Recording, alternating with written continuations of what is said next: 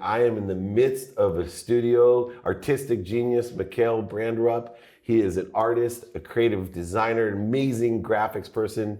But most importantly, we met on Instagram. And I got here and just felt like I was coming home. And I've never spray painted a thing in my life, although I'd like to go drink some Jaeger and go out on the streets and do some murals together. This is incredible. Most people don't think of art as entrepreneurial. I look at graphic arts and the arts itself as a huge entrepreneurial area now. That everybody needs this visual side of things. You have a very unique feel to what you do. What was the inspiration for you to, number one, become an artist, but to make a business out of it?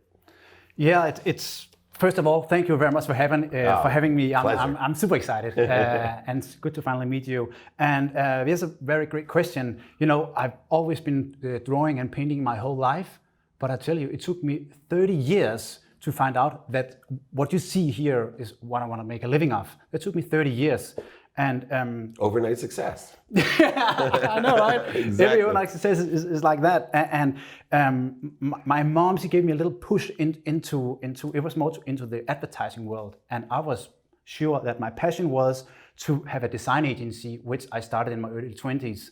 So I started my first company when I was 23, together with my brother and that Mickey that you just met. And after 5 years, I was trapped. Like, I couldn't get my creativity out because there's corporate design, visual identities, all this. And I just wanted to do what I wanted to, not dictating by other people, And what advice would you give? Because I think that's a huge thing, whether you're in creative design or graphics like you were, or whether you're a doctor, a lawyer, or an engineer. It's one of the most common things that I hear. They train themselves, they have passion for the skills, knowledge, and desire of the art of what they do. Even lawyers, right? It's like certain lawyers, there's certain parts of what being a lawyer is, but then they just feel trapped after a while. Where does the courage come or the impetus come to say, okay, I'm going to give up all the security of a business, high paying job, my brother, my best friend, we started this business, and I'm going to go tell them, hey, sorry, I want to go do what I want to do? I had an emotionally linked reason. I had a compelling why that was huge, and I was ready to pay whatever price. I made that promise to myself to pay whatever price. I was ready to live on the streets, do anything to follow my dream. I had a calling that I just couldn't avoid, like an inner voice. I'm supposed to do this. That's amazing. And I went after it with everything I had. And do you think that everybody has that possibility? So it's so interesting because people talk about the why and I talk about the what, right? Because you started with what you wanted to do. Yeah. Right? And the what evolves, and it may take 10 years, 20 years, 30 years. You started early with your what, but what's changed? But I really find that some people are misguided by someone like you, because yeah, I believe, I can see that. I can see that. Napoleon Hill talks about the one thing that it takes to be fulfilled, passionate, purposeful, and profitable is an unwaning desire, which is what you just explained and illustrated through your energy. Like, there was nothing, you're willing to live on the streets. I remember saying, I'd shovel shit with my hands 6 days a week if I was able to do this, this, and this, right? The same kind of thing. But not everybody finds that desire. And do you think that it's just a matter of time if they stay focused, or some people will never find it? You make it sound that I found out what I wanted so easy, but I tried tons of stuff. I served the military, I had tons of jobs. I started like as a newspaper boy, and I've just been through so much. And again, it took me 30 years to find out, okay, this is what I want. I knew I wanted to do something creative, but damn, the creative world, And when you were in that process, because I see this a lot as well, this is a really good point to help people, is that you didn't know what you want, but the one thing that you did that I did in my life was I always just kept my options open, right? I could list out my career, which is so eclectic, until I found this deep desire. And my focus was always, I'm gonna keep trying different things, but always put the light into it. Even if it wasn't the light inside of me, I was going to find the light in what I was doing. Yeah. So if my fifth grade teacher paid me $5 an hour to pull weeds, I was going to figure out a challenge for myself to find the light in the weeds to see how fast I could get it done, which was counterintuitive because she was paying me per hour. But the only way I could find enjoyment in it was to make a race out of it. I probably should have figured out a different race. But anyway, through that process, was there ever doubt that you weren't going to find the why in the what's that you were trying? Yeah, definitely, because I had a huge identity crisis when the transition between having the advertising agency and going full-time as an artist. That took me a while because I didn't know what was going on with me. I knew that I'm not supposed to do this anymore. I'm not supposed to keep doing all this corporate design. I didn't know the answer, and we're sitting right in the answer right now. Yeah. I didn't know that, but I kept searching for it, and I kept taking chances, and also moved to LA. Like, people thought I was crazy. Yeah. But you also moved with your brother and your best friend. People vote for what other people want. How did you convince them? Because they're taking risks for you, yeah. Right? You're the talent. But moreover, you had not only convinced yourself, but in the mood, you had to convince your team, hey, we're going to go for this together. What was that like to allow yourself to have them vote for what you wanted? Yeah, initially there was no team. There was just my brother, and he didn't see it as a team. There was, and he didn't see it as a full-time job for him at all. He was just, I think I can sell you art, and he was doing like a lot of stuff on the side as well, And then suddenly he could see, okay, and I was just super thankful to see how well received my art was when I finally started to do some paintings. I remember I was super nervous to post. It was like before the algorithm changed on Facebook. I posted like one of my first pieces on Facebook, and it went viral completely, crashed my web shop and everything. I just remember, I was just extremely thankful, and all that whole process brought me to the position I'm in now, and that is to help other people, because I know what it's like. I know what it's like and especially being an artist. Just talk about United States. There's more than 2 million artists here in the United States trying to make it, and 75% of artists over here, they make 10,000 a year or lower. 50% doesn't even make 5,000. I want to change that, because I know that feeling when you are able to follow your passion and follow your dream.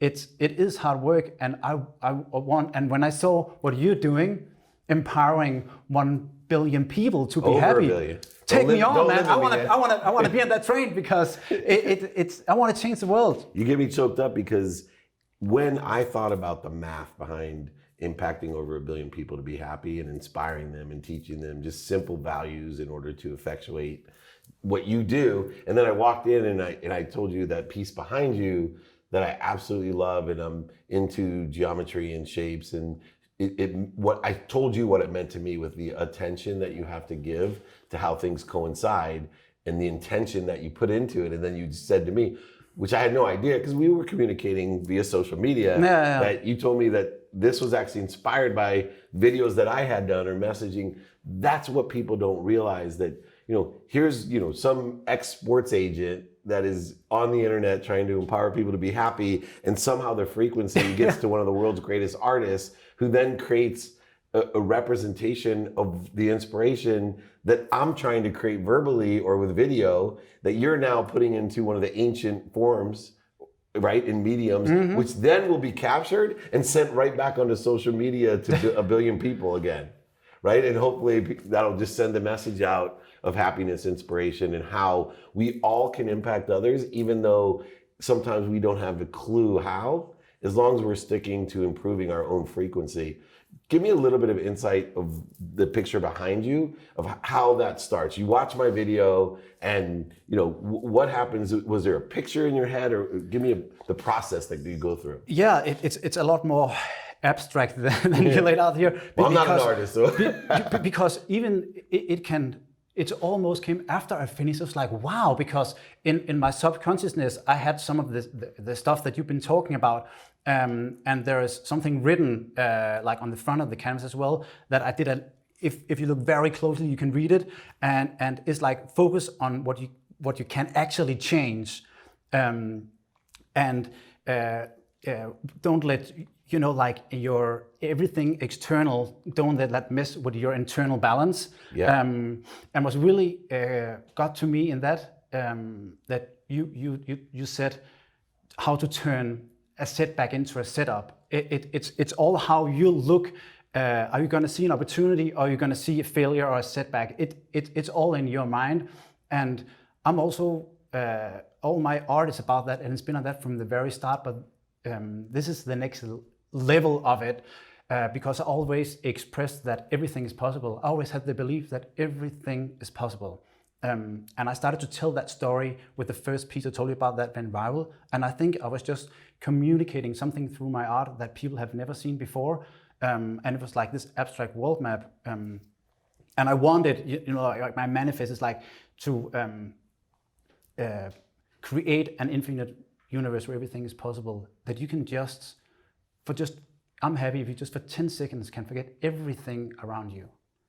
Negative thoughts, noise, everything. Just for 1 minute, you can stop up, and that is in the details. That is in my thoughts.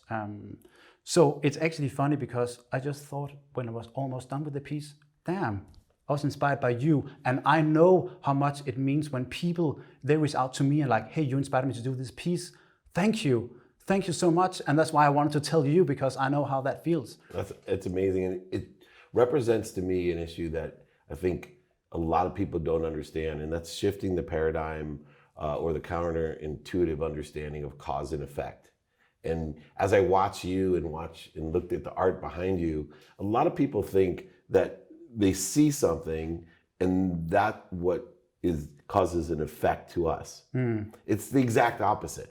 And there's nowhere where it's more present than in an artist, an extremely talented artist like yourself, that the effect is happening here, and that's the cause. Right? That's the cause. And then that cause creates an effect in other people called inspiration. Or I did the art, it'd be called disappointment. Here it's called inspiration. Or it's called, what is that? Yeah, exactly. It was funny because my son, he drew one of the first pictures, and I was like, oh my goodness, that's such a good picture of you. And he goes, it's you, Daddy. I'm like, I mean, of me, of course. Just one word. Oh, Daddy. Because he's so much better looking. To that point of inspiration, way back, through the journey of, military, odd jobs, all the different struggles that you had, even before you found, your why, the never-ending desire to do this. I'm really curious on what skills or attitude or perspective you took, when you knew you were in something that you didn't want to do the rest of your life, but yet you were making what I call a monetary frequency decision. So I believe we sometimes, especially early in life, we make these pragmatic decisions at a monetary frequency, a level saying, I live in this pragmatic world. I need to make money to eat and have a place to sleep. I'll grow a skill and knowledge and figure out my desire later, but I'll get up into where you make your decisions now. With you made a faith-based decision. And the more we make faith-based decisions, the more we're able to blend both worlds together. I can say apparently to that. Apparently I did. I a lot of the times I didn't even know what I was doing. And that's the crazy thing about it. And how do you allow yourself not to know what you're doing? Because, coming from anal retentive, OCD, business, I would never, it took me a long time to not know what I was doing. I always had to know, right? I always made God laugh at me because I had a well-developed plan for everything. I was going to go to college, play football, get a scholarship, go to law school, get a oil and gas job. And then somewhere when I made that first decision to say, you know what, I'm not going to be a doctor, lawyer, or failure. I'm really good at sales. I enjoy sales. I don't care what people think of me. They thought I was crazy not being a real lawyer, especially my family. Yeah. For 2 years, all my friends, they didn't know how much money I was making. 2 years, all I would hear behind my back is, can you believe Dave Meltzer's not a lawyer? He even took the bar. Can you believe he's selling internet? Right? And meanwhile, 2 years later, they're all begging me for jobs. Just like I'm sure a lot of people are wanting to come over to work with you. I love hearing that. Tell me about that experience of the process of learning that side of it. Yeah, I think one word that pops into my mind is preparation, because everything that I did when I jumped into the entrepreneurial world as a 23-year-old, had no clue about the advertising world. And when I jump into the art world, I don't have any idea how to work with galleries, anything like that. So that is just super important, that everybody out there is just waiting for the right moment to jump, and you can prepare. But will you ever be ready? I don't think so. You have that feeling, oh yeah, I'm ready now. I'm ready to follow my dream now. You will never be ready, you know. Right. And I'm not saying that you shouldn't prepare and take your head under the arm and just jump into it, like calculated risks. But learning by doing has been like one of my biggest ways of learning. The advertising agency, having no idea what I was doing, was my education. It was my education of learning life, learning business, and you only make the mistake one time because you can't afford to make it twice, because it's real life slapping you in the face, not a teacher or anybody else. It's life that gives you that slap, and you remember it and you implement it right away. It's interesting because I think listening to you, I came up with a mathematical formula that's interesting. It's when we're young, if something feels good, when people are just attracted to playing baseball. Right? There's just some kids that's all they want to do from the time. That's his path. We're going to see. Yeah, I can see your life. Yeah, that can be your love. But if you don't allow it to be your love and allow to practice it every day, you'll never even have a chance of anything's possible in baseball. And a lot of people end up not playing, but they end up being presidents of teams or announcers or analysts or statisticians and go to Yale. But baseball is still their inspiration. Yeah. They just use different skills in order to effectuate that inspiration.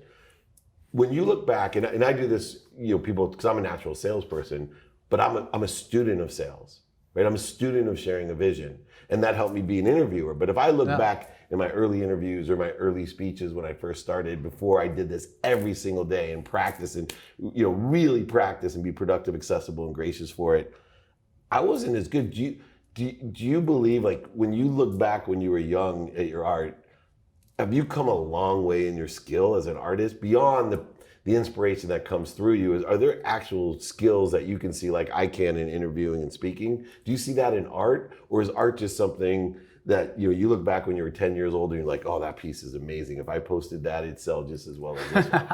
Because I'm curious, right? Yeah. It's a different feeling. Yeah, of course, like a lot of stuff like happened with my skills. And I remember I painted my first, I painted graffiti since I was 16. That's my inspiration.